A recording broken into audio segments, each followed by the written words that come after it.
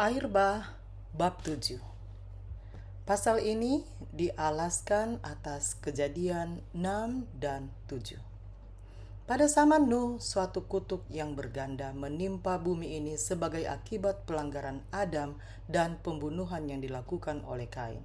Namun demikian, hal itu tidak begitu banyak mengubah wajah alam ini. Memang jelas ada tanda-tanda kebusukan, tetapi bumi ini masih tetap kaya dan indah di dalam pemberian Allah. Bukit-bukit dimahkotai oleh pepohonan yang indah yang menunjang pokok anggur yang syarat oleh buah-buahnya. Padang-padang yang luas yang menyerupai taman ditutupi oleh ribuan bunga-bunga. Buah-buahan yang ada di bumi ini beraneka ragam dan hampir-hampir tidak terbatas jumlahnya. Pohon-pohon pada waktu itu jauh melebihi pohon apapun yang ada sekarang ini di dalam ukuran, keindahan, serta kesempurnaan bentuknya. Kayunya menunjukkan adanya lapisan-lapisan yang indah serta terbuat dari bahan yang keras dan tahan seperti batu, emas, perak, dan batu-batu permata berkelimpahan banyaknya. Umat manusia masih memiliki kesegarannya yang semula, tetapi beberapa generasi telah berlalu semenjak Adam masih diperkenankan memakan buah al-hayat yang dapat memperpanjang hidup, dan umur manusia masih diukur dengan abad. Andai kata manusia yang berumur panjang dengan kesanggupan yang tiada taranya untuk berencana dan bekerja itu telah mengabdikan diri untuk melayani Tuhan, mereka tentu akan menjadikan nama Khalik itu satu kepujian di atas dunia ini, dan mereka akan merupakan wujud daripada maksud Tuhan dalam menjadikan mereka. Tetapi mereka telah gagal melakukan hal ini. Pada masa itu banyak raksasa-raksasa manusia yang memiliki tubuh dan kekuatan yang besar, terkenal bijaksana, ahli dalam merancang pekerjaan yang paling indah dan mengagumkan, tetapi kesalahan mereka dengan membiarkan diri dalam kejahatan adalah sebanding dengan kesanggupan mental serta keahlian mereka. Tuhan mengaruniakan kepada orang-orang yang hidup sebelum air bah ini banyak pemberian, tetapi mereka telah menggunakan kelimpahan itu untuk meninggikan diri sendiri dan telah mengubahkannya menjadi laknat dengan memusatkan perhatian mereka kepada pemberian-pemberian tersebut gantinya kepada Dia yang telah memberikannya. Mereka menggunakan emas, perak, batu-batu permata, serta kayu-kayu yang indah dan terpilih untuk membangun tempat tinggal mereka dan berusaha untuk saling melebihi satu terhadap yang lainnya dalam keindahan rumah dengan hasil pekerjaan orang-orang yang ahli. Mereka berusaha hanya untuk memuaskan keinginan hati mereka yang sombong dan bersuka-suka dalam kepelesiran dan kejahatan. Dengan tidak menginginkan Allah ada di dalam pengetahuan mereka, segera mereka pun menyangkal adanya Allah. Mereka mengagungkan alam sebagai pengganti Allah yang menjadikan alam ini. Mereka meninggikan kepandaian manusia, menyembah hasil pekerjaan tangan mereka, dan mengejar anak-anak mereka mengajar anak-anak mereka menyembah sujud kepada patung-patung ukiran. Di padang-padang hijau dan di bawah naungan pohon-pohon yang rindang, mereka mendirikan mezbah untuk berhala mereka. Hutan-hutan kayu yang luas, yang daunnya tetap tumbuh sepanjang tahun, ditabiskan untuk penyembahan dewa-dewa palsu. Dengan hutan-hutan kayu ini dihubungkan taman-taman yang indah. Jalan-jalannya yang panjang dan berliku-liku itu ditudungi oleh segala macam pohon yang berbuah lebat, dihiasi oleh patung-patung ukiran dan dilengkapi dengan segala sesuatu yang dapat menyenangkan perasaan serta menimbulkan nafsu birahi orang banyak, sehingga mereka pun dirangsang untuk ambil bahagian dalam penyembahan berhala. Manusia menyisihkan Allah dari pengetahuan mereka dan menyembah barang-barang hasil ciptaan angan-angan pikiran mereka, dan sebagai akibatnya mereka pun menjadi lebih merosot lagi. Pemazmur menggambarkan akibat yang ditimbulkan oleh penyembahan berhala terhadap diri mereka. Ia berkata, biarlah segala orang yang memperbuat dia itu menjadi sebagainya, demikian pun segala orang yang harap padanya. Mazmur 115 ayat 8, adalah satu hukum daripada pikiran manusia bahwa oleh memandang kita diubahkan. Manusia tidak akan naik lebih tinggi daripada pemikirannya tentang kebenaran, kemurnian, serta kesucian. Jikalau pikiran tidak ditinggikan melebihi taraf kemanusiaan, jikalau itu diangkat oleh iman untuk merenung-renungkan kasih serta hikmat yang tak terbatas itu, maka manusia akan terus terbenam lebih dalam lagi. Penyembah dewa-dewa yang palsu memakaikan sifat-sifat serta nafsu kemanusiaan kepada dewa-dewa tersebut, sehingga dengan demikian ukuran tabiat dewa-dewa itu merosot menjadi setaraf dengan manusia yang berdosa, dan sebagai akibatnya mereka menjadi cemar. Maka dilihat Tuhan kejahatan manusia itu terlampau banyak di atas bumi, dan pada sedia kala segala akal pikiran hatinya yang jahat semata-mata. Maka bumi itu pun telah rusaklah di hadapan hadirat Allah, dan lagi bumi telah penuh dengan penggagahan. Tuhan telah memberikan kepada manusia hukum-hukumnya sebagai peraturan hidup, tetapi hukumnya itu dilanggar, dan sebagai akibatnya timbullah segala macam dosa. Kejahatan manusia dilakukan dengan terang-terangan, keadilan dipijak-pijak, dan teriakan orang-orang yang teraniaya naik sampai ke sorga. Beristri banyak telah mulai dipraktikkan pada waktu itu, bertentangan dengan rencana ilahi pada mulanya. Tuhan memberikan kepada Adam seorang istri untuk menunjukkan tata caranya yang berkaitan dengan hal itu. Tetapi setelah jatuh ke dalam dosa, manusia memilih untuk mengikuti kemauannya sendiri yang penuh dengan dosa itu, dan sebagai akibatnya kejahatan dan kemalangan bertambah-tambah dengan cepatnya. Hubungan perkawinan dan hak milik seseorang tidak lagi diindahkan. Siapa saja yang ingin istri atau harta benda orang lain bisa saja mengambilnya dengan paksa, dan manusia pun bersuka-suka dalam perbuatan yang kejam.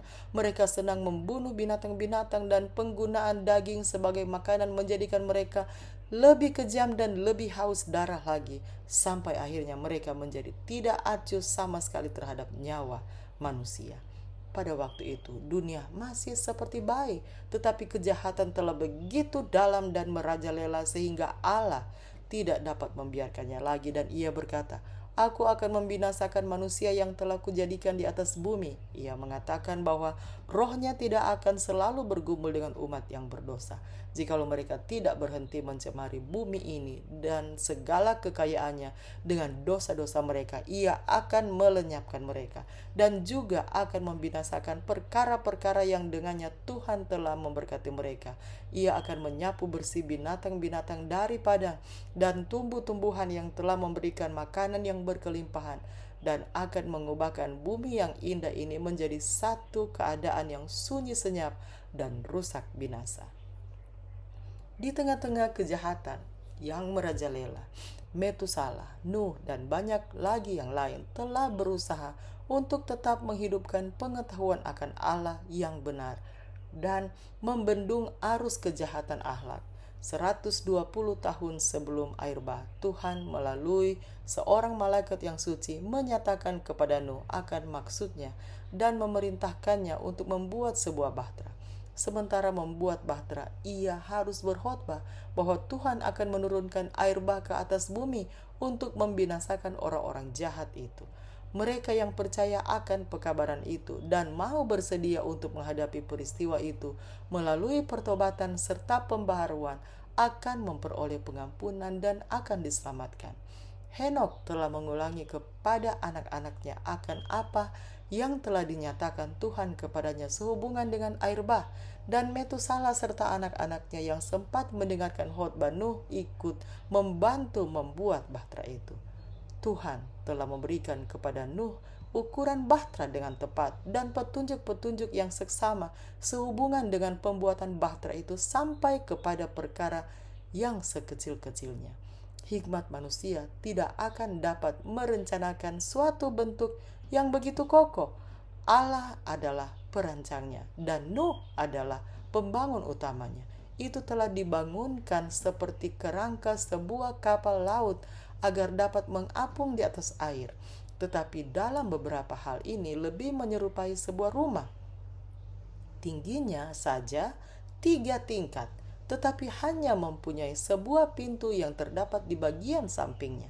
Cahaya masuk dari atas dan kamar-kamarnya diatur sedemikian rupa sehingga semuanya memperoleh terang. Bahan-bahan yang dipakai dalam pembuatan bahtera ini adalah kayu gafir yang tidak akan lapuk ratusan tahun lamanya. Pembangunan bahtera raksasa ini merupakan satu proses yang lambat dan membutuhkan kerja keras. Oleh karena besarnya serta jenis pohon-pohon itu, maka kerja yang lebih berat lagi diperlukan pada waktu itu daripada saat sekarang ini untuk menyediakan kayu-kayunya, sekalipun orang-orang pada zaman itu mempunyai tenaga yang lebih kuat. Segala usaha manusia dikerahkan agar pekerjaan itu sempurna, tetapi bahtera itu sendiri tidak akan sanggup untuk bertahan terhadap tofan yang akan datang ke atas bumi ini. Hanya Allah saja dapat memeliharakan hamba-hambanya yang berada di tengah-tengah tofan dan gelombang itu. Dari sebab iman juga, Nuh mempersediakan sebuah bahtera akan menyelamatkan seisi rumahnya dengan berasa takut tatkala ia difirmankan Allah dari hal perkara-perkara yang belum kelihatan. Maka menurut imannya itu ia menyalakan isi dunia ini serta mewarisi kebenaran yang menurut kepada iman itu. Ibrani 11 ayat 7. Sementara Nuh menyampaikan amarahnya kepada dunia ini, usaha pekerjaannya memberikan bukti akan kesungguh-sungguhannya. Dengan cara seperti itu imannya disempurnakan dan menjadi nyata sekali. Ia memberikan kepada dunia ini satu teladan untuk mempercayai apa yang dikatakan Allah. Apa yang ia miliki dipakai untuk membangun bahtera itu. Apabila ia memulai pembangunan bahtera raksasa itu di atas bumi yang kering, orang banyak datang dari segala penjuru untuk melihat sesuatu yang ganjil dan untuk mendengarkan kata-kata yang diucapkan dengan sungguh-sungguh dan penuh semangat oleh pengkhotbah yang luar biasa itu. Setiap pukulan tukang terhadap bahtera itu merupakan satu kesaksian kepada orang banyak. Mula-mula banyak orang yang kelihatannya menerima akan amaran itu, tetapi mereka tidak berpaling kepada Allah dengan pertobatan yang sejati. Mereka tidak mau meninggalkan dosa-dosa mereka. Selama waktu yang berlangsung sebelum air bah itu datang, iman mereka telah diuji dan mereka gagal untuk menghadapinya. Dikalahkan oleh ketidakpercayaan mereka yang sedang merajalela waktu itu. Akhirnya mereka bergabung dengan sahabat-sahabat lamanya untuk menolak pekabaran yang hikmat itu.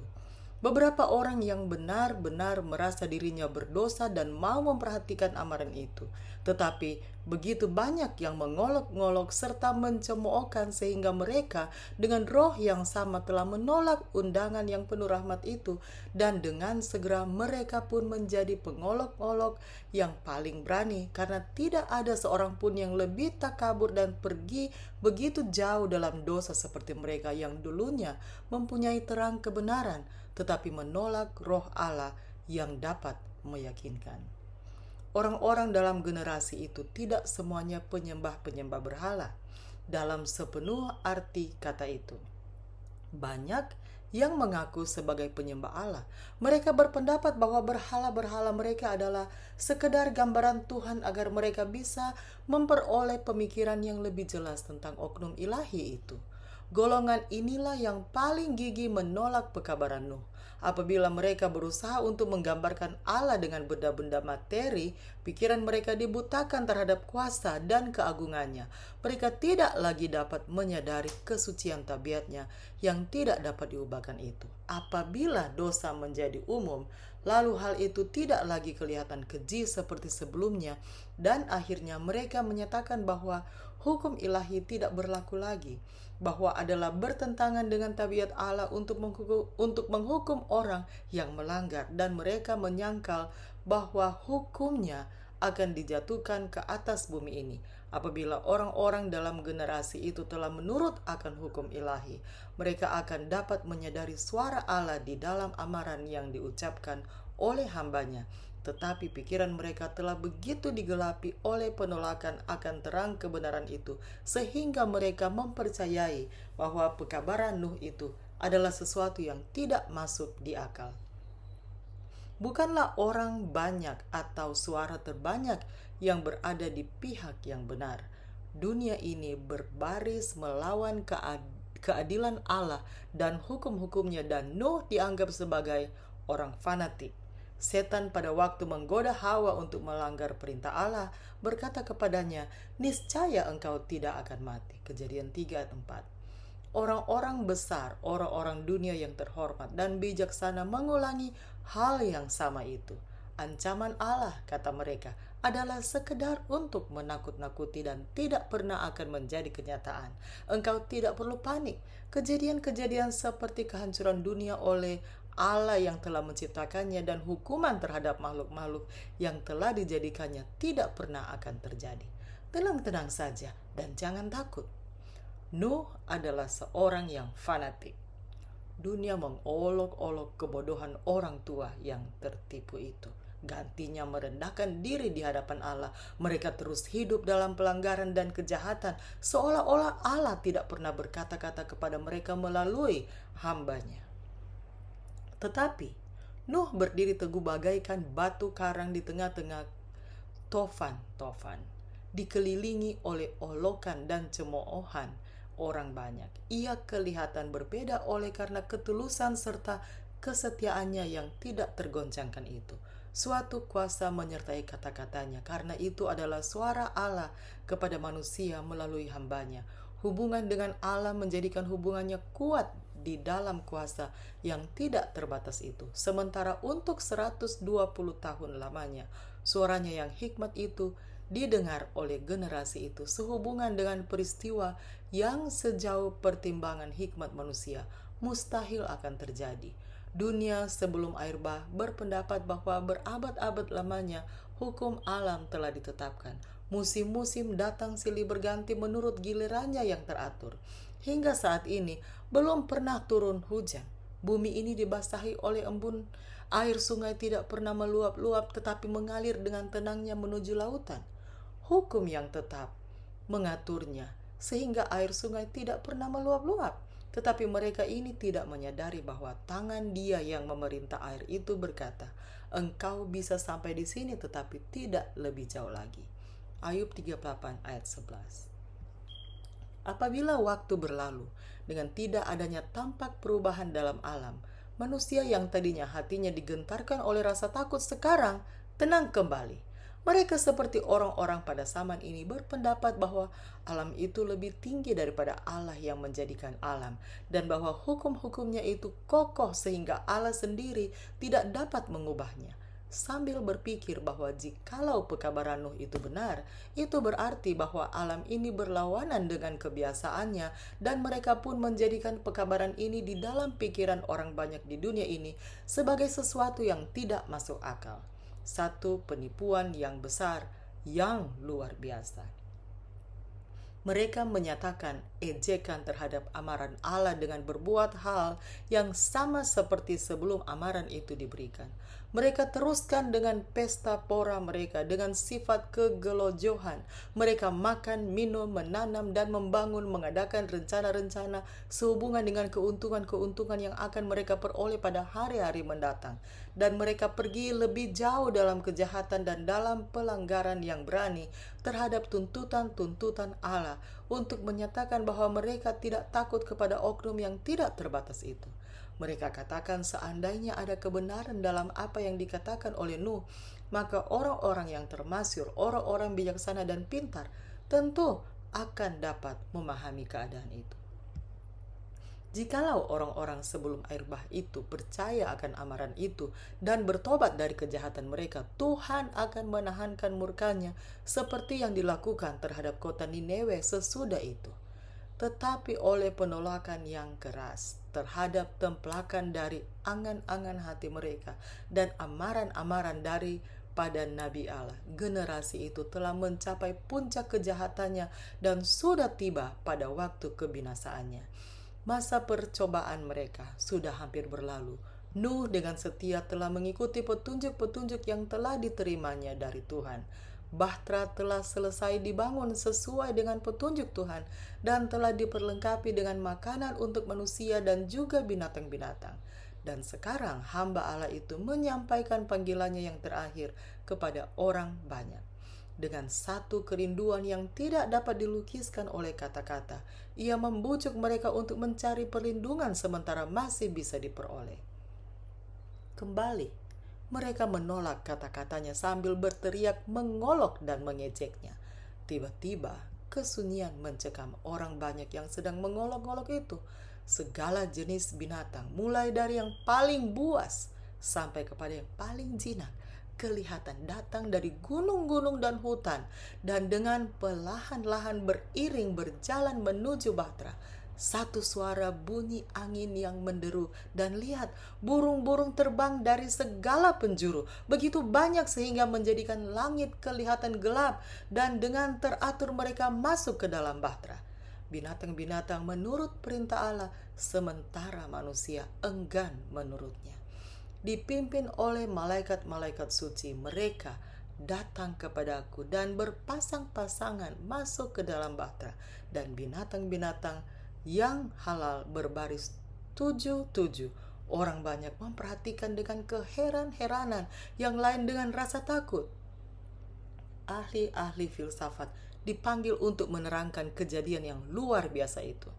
Tetapi sia-sia belaka. Itu merupakan satu rahasia yang tidak dapat dipahami oleh mereka. Tetapi manusia telah menjadi begitu keras oleh penolakan mereka akan terang kebenaran, sehingga kejadian seperti ini pun hanya memberikan kesan sementara saja bagi mereka.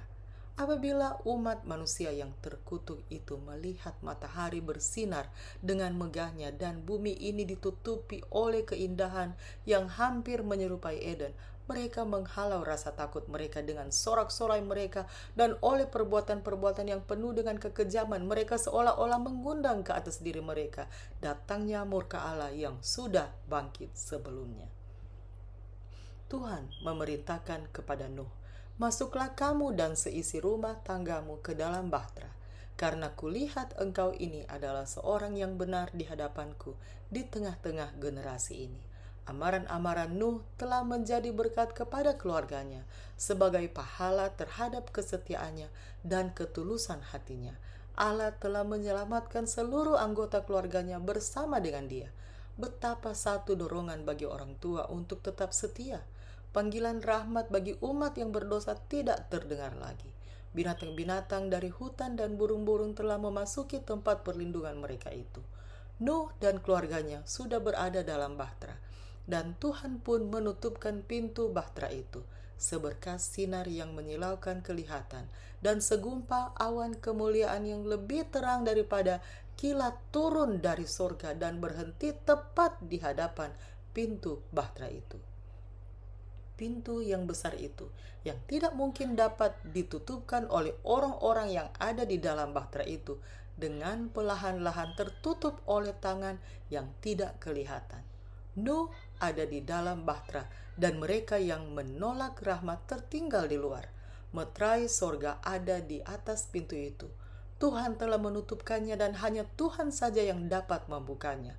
Demikian pula apabila Kristus meninggalkan pekerjaannya sebagai perantara orang yang berdosa sebelum kedatangannya di awan-awan, pintu rahmat akan ditutup. Kemudian anugerah ilahi tidak lagi akan menahan orang-orang jahat.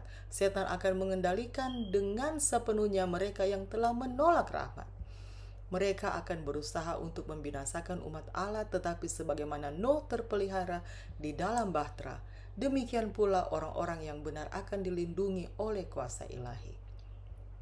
Selama 7 hari setelah Nuh dan keluarganya memasuki Bahtera, tidak kelihatan tanda-tanda akan datangnya hujan tofan. Selama jangka waktu ini, iman mereka diuji. Saat itu merupakan satu kemenangan bagi orang banyak di luar Bahtera. Keterlambatan ini menguatkan mereka dalam keyakinan bahwa pekabaran Nuh itu adalah sesuatu yang tidak pernah akan datang. Sekalipun adanya kejadian-kejadian yang hikmat yang telah mereka saksikan, binatang-binatang dan burung-burung yang memasuki Bahtera dan malaikat Allah yang menutup pintu itu. Mereka teruskan dengan kepelesiran mereka, bahkan mencemoohkan akan tanda-tanda kekuasaan Allah tersebut. Mereka berkerumun di sekeliling bahtera, mengejek orang-orang yang berada di dalamnya dengan sangat beraninya, seperti yang belum pernah mereka lakukan sebelumnya. Tetapi pada hari yang ke-8, awan gelap menutupi langit. Kemudian menyusul gemuruh guntur dan kilat sambung menyambung. Dengan segera hujan turun dengan lebatnya. Dunia belum pernah menyaksikan sesuatu seperti ini. Dan hati manusia dicengkam oleh rasa takut. Dengan diam-diam mereka bertanya kepada diri masing-masing, mungkinkah Nuh yang benar dan bahwa dunia ini sudah ditetapkan untuk dibinasakan? Langit semakin menghitam dan hujan turun dengan lebih hebat lagi. Binatang-binatang lari ke sana kemari dengan ketakutan dan jeritan mereka seolah-olah menggemakan nasib mereka dan juga nasib manusia. Kemudian segala pancaran tubir itu pun pecahlah dan segala pintu air di langit pun terbukalah. Air jatuh dari awan seperti air terjun yang hebat. Air sungai pun meluap-luap dan membanjiri lembah-lembah. Pancaran air keluar dari bumi dengan satu kekuatan yang tak dapat digambarkan, melemparkan batu-batu karang yang besar ratusan kaki ke udara, dan batu-batu itu berjatuhan dan terbenam kembali ke dalam tanah. Mula-mula orang banyak melihat kehancuran daripada barang-barang buatan tangan mereka sendiri. Bangunan-bangunan mereka yang megah, taman yang indah, kebun-kebun di mana mereka telah tempatkan berhala-berhala mereka dibinasakan oleh kilat yang memancar dari langit, dan puing-puingnya berhamburan kemana-mana. Mesbah-mesbah di mana manusia dikorbankan, dihancurkan, dan penyembah-penyembah berhala itu gemetar di hadapan kuasa Allah yang hidup, dan mereka menyadari bahwa kejahatan dan penyembahan berhala mereka lah yang telah menyebabkan kehancuran tersebut. Apabila tofan dahsyat melanda, pohon-pohon, bangunan-bangunan, batu-batu karang, dan tanah terlempar ke segala penjuru. Kegentaran manusia dan binatang tidak dapat dilukiskan dengan kata-kata. Lebih keras daripada derunya tofan terdengar jeritan orang-orang yang telah menghinakan kekuasaan Allah. Setan sendiri yang dipaksa untuk tetap tinggal di tengah-tengah keadaan yang hebat ini merasa takut akan hidupnya itu. Ia telah bersuka-suka untuk mengendalikan manusia dengan penuh kuasa dan menghendaki agar mereka hidup untuk mempraktikkan kekejian itu dan terus memberontak terhadap pemerintah sorga. Sekarang dia menghujat Tuhan dan menuduhnya sebagai satu oknum yang tidak adil dan kejam. Banyak dari antara orang-orang itu seperti setan menghujat Tuhan, dan kalau saja mereka sanggup, mereka mau menurunkan dia dari tahta kekuasaannya. Yang lain panik dan takut. Mereka mengulurkan tangan mereka ke arah bahtera itu, minta supaya diperbolehkan masuk. Tetapi permintaan mereka itu sia-sia. Akhirnya angan-angan hati mereka mau mengakui bahwa ada seorang Tuhan yang memerintah di sorga. Mereka berseru kepada Tuhan dengan bersungguh-sungguh, tetapi telinganya tidak lagi terbuka terhadap teriakan mereka. Pada jam-jam yang mengerikan itu, mereka melihat bahwa pelanggaran terhadap hukum Allah telah menyebabkan kebinasaan mereka. Namun demikian, sementara mereka mengakui dosa-dosa mereka oleh sebab takut terhadap hukuman, mereka tidak merasakan kekejian dosa. Kalau saja hukuman itu dibatalkan, mereka akan kembali mengulangi perbuatan mereka untuk mencemoohkan sorga. Demikian pula pada saat penghukuman Tuhan akan menimpa bumi ini, sebelum api itu diturunkan, orang-orang yang tidak bertobat itu akan mengetahui dengan baik di mana dan apa dosa mereka, yaitu pelanggaran terhadap hukum Allah yang suci. Tetapi sebagaimana orang-orang berdosa pada zaman dahulu kala itu, mereka juga tidak akan bertobat dengan sungguh-sungguh. Beberapa dari antara mereka dalam kepanikan telah berusaha masuk ke dalam bahtera itu dengan cara merusaknya, tetapi bahtera yang dibangun dengan kokoh dan kuat itu menggagalkan usaha mereka. Beberapa bergantung ke bahtera itu sampai akhirnya diterjang hanyut oleh arus yang deras, atau pegangan mereka terlepas menabrak batu-batu karang dan pohon-pohon.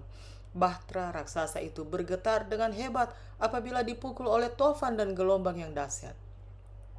Jeritan binatang-binatang yang ada di dalam bahtera itu merupakan cetusan daripada rasa takut dan rasa sakit mereka.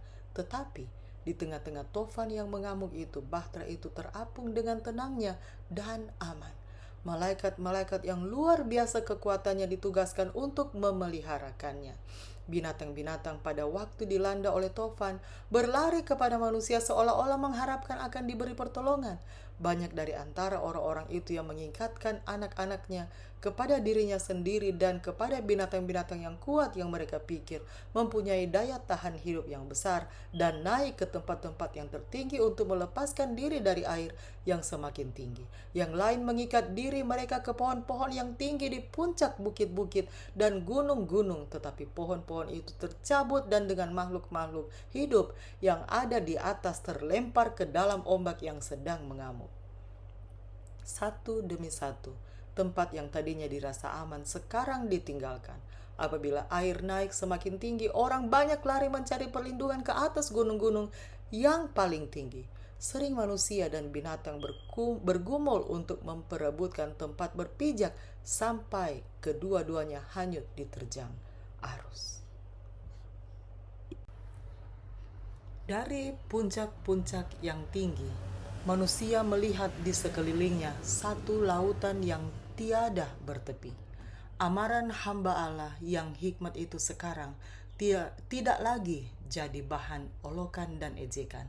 Betapa orang-orang yang berdosa yang malang itu merindukan untuk memperoleh kembali kesempatan yang telah mereka sia-siakan. Mereka merindukan 1 jam lagi saja untuk bertobat, 1 kesempatan saja lagi untuk beroleh rahmat, 1 panggilan dari bibir Nuh, tetapi suara rahmat yang merdu itu tidak terdengar lagi oleh mereka. Kasih sebagaimana juga keadilan menuntut agar hukuman Allah itu dijatuhkan untuk menghentikan dosa itu. Air yang dahsyat itu melanda tempat perlindungan yang terakhir, dan pengolok-olok Allah itu pun binasa di dalamnya. Oleh firman Allah, dengan jalan itu dunia yang ada pada masa itu sudah binasa diliputi oleh air bah. Tetapi segala langit yang ada ini serta bumi ini ditaruhkan untuk api oleh firman itu juga. Tersedia sehingga hari hukuman dan kebinasaan segala orang fasik. 2 Petrus 3 ayat 5, 6, dan 7. Tofan yang lain sedang datang mendekati. Bumi ini sekali lagi akan dilanda oleh murka Tuhan yang membinasakan, dan dosa serta orang-orang yang berdosa akan dimusnahkan. Dosa-dosa yang telah mendatangkan pembalasan kepada dunia sebelum air bah ada sekarang ini. Takut akan Allah telah lenyap dari hati manusia, dan hukumnya diperlakukan dengan sikap acuh tak acuh dan cemoohan. Keduniawian yang ada pada generasi tersebut disamai oleh keduniawian yang ada sekarang ini. Kristus berkata, karena sama juga seperti zaman dahulu daripada air bah, orang makan, minum, dan kawin serta mengawinkan sampai kepada hari Nuh masuk bahtera, dan tiadalah mereka itu sadar sehingga tiba air bah itu melenyapkan sekaliannya. Demikian juga hal kedatangan anak manusia itu. Matius 24 ayat 38 dan 39. Tuhan menghukum orang-orang sebelum air bah bukan karena mereka makan minum.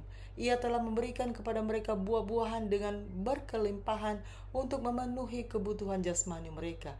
Yang menjadi dosa mereka ialah menerima pemberian-pemberian tersebut tanpa rasa syukur kepada pemberinya, dan mereka telah merusakkan diri mereka oleh memanjakan nafsu makan mereka tanpa batas. Adalah halal bagi mereka untuk menikah. Perkawinan adalah sesuatu yang direncanakan oleh Tuhan. Itu adalah salah satu daripada lembaga-lembaga yang pertama yang telah ditetapkan oleh Tuhan. Ia telah memenuhinya dengan kesucian dan keindahan.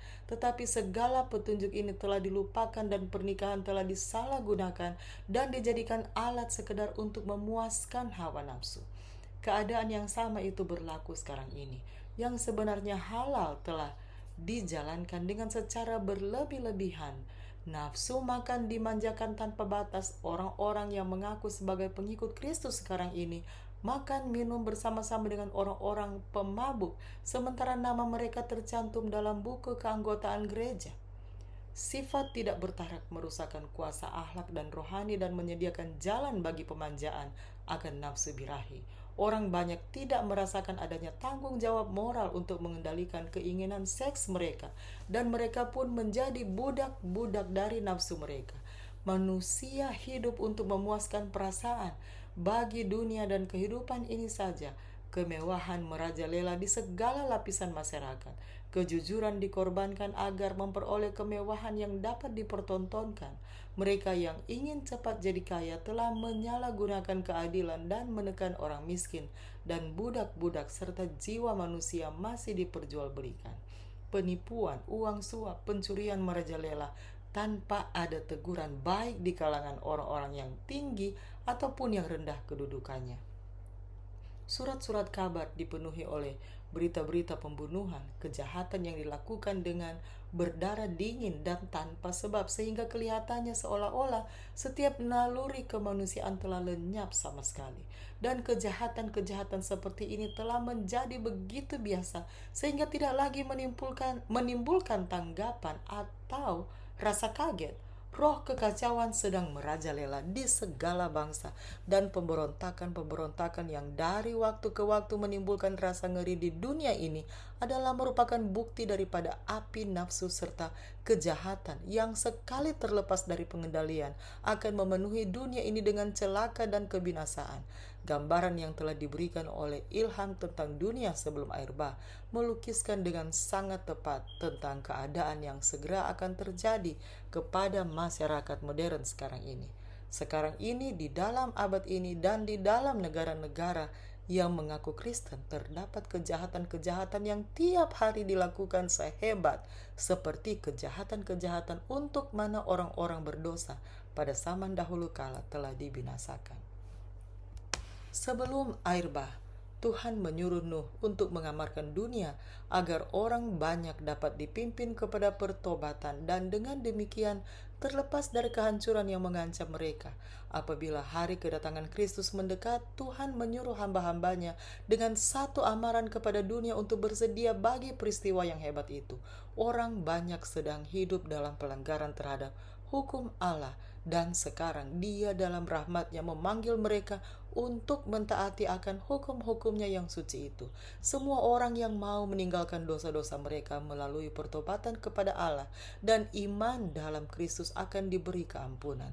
Tetapi banyak yang merasa bahwa adalah satu pengorbanan yang terlalu besar untuk meninggalkan dosa-dosa.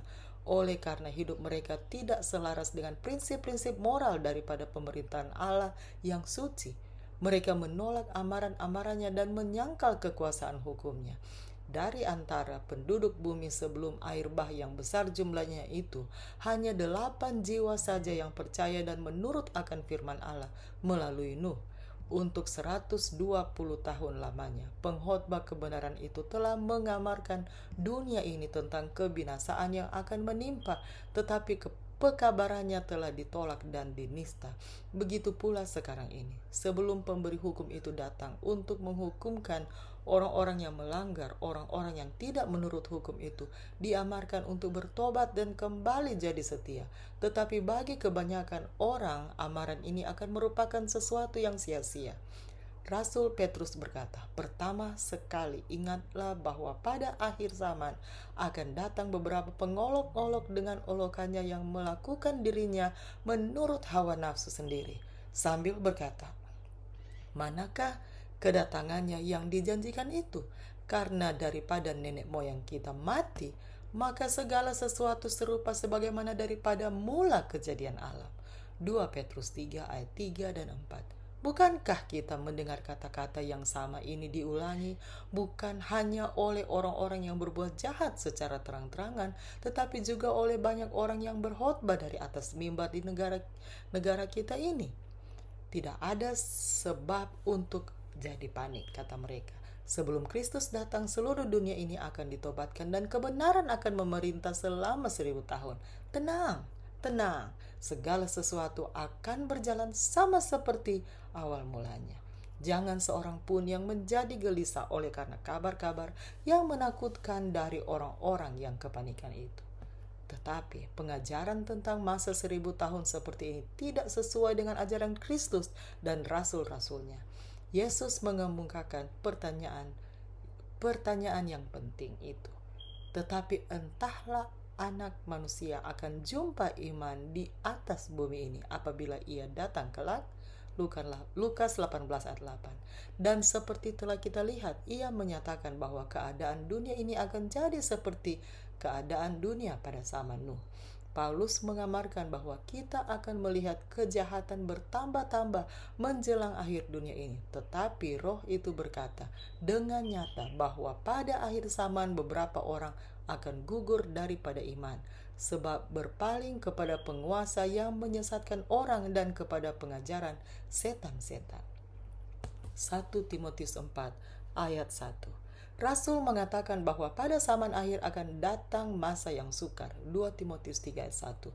Dan ia memberikan satu daftar dosa-dosa yang akan terdapat di antara mereka yang mempunyai satu bentuk peribadatan. Apabila masa percobaan mereka itu mendekati kesudahannya, orang-orang sebelum air bah hidup dalam kepelesiran dan pesta pora.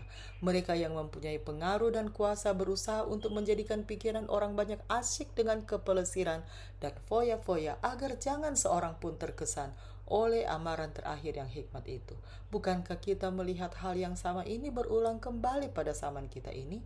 Sementara hamba-hamba Allah memberikan pekabaran bahwa kesudahan segala sesuatu sudah dekat, dunia ini asik dalam kepelesiran-kepelesiran dan hiburan-hiburan yang membuat manusia acuh tak acuh terhadap Tuhan dan mencegah orang banyak untuk terkesan oleh kebenaran yang merupakan satu-satunya cara oleh mana mereka bisa diselamatkan dari kebinasaan yang akan datang.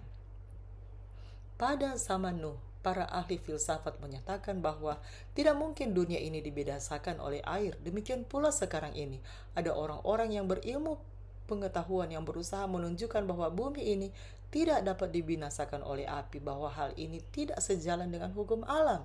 Tetapi Allah pencipta alam ini, khalik dan pengendali akan hukum-hukum alam ini, dapat menggunakan barang yang telah dijadikannya itu sebagai alat untuk menggenapkan maksudnya. Apabila orang-orang besar dan bijaksana itu telah membuktikan dengan memuaskan bahwa mustahil bumi ini dibinasakan oleh air, bila mana rasa takut orang banyak diredakan, bila mana semua orang menganggapnya sebagai seorang fanatik, pada saat itulah Allah bertindak. Segala pancaran tubir yang besar itu pun pecahlah dan segala pintu air di langit pun terbukalah dan pengolok-olok itu pun ditelan oleh air bah. Dengan segala filsafat yang dibanggakannya itu, manusia dengan terlambat mendapati bahwa kebijaksanaan mereka itu adalah satu kebodohan, bahwa pemberi hukum itu lebih besar daripada hukum alam, dan yang maha kuasa itu tidak kehabisan cara untuk melaksanakan niatnya. Sebagaimana yang berlaku pada zaman Nuh, begitu pula akan berlaku pada zaman anak manusia akan dinyatakan. Lukas 17 ayat 26 dan 30. Tetapi hari Tuhan itu akan tiba kelak seperti pencuri. Lalu segala langit itu akan lenyap dengan bunyi yang dahsyat dan segala anasir akan terbakar lalu hancur dan bumi serta segala perbuatan yang ada di dalamnya akan dihanguskan. 2 Petrus 3 ayat 10. Apabila ajaran daripada filsafat telah melenyapkan rasa takut terhadap hukum Allah, bila mana guru-guru agama menunjukkan kepada masa damai serta kemakmuran yang lama, dan dunia ini asyik dalam urusan dagang dan kepelesiran, menanam dan membangun, berpesta pora dan berfoya-foya, sambil menolak amaran-amaran Allah dan mencemoohkan pesuruh-pesuruhnya, pada saat itulah kebinasaan yang mendadak akan datang kepada mereka dan mereka tidak dapat melepaskan diri. 1 Tesalonika 5 ayat 3.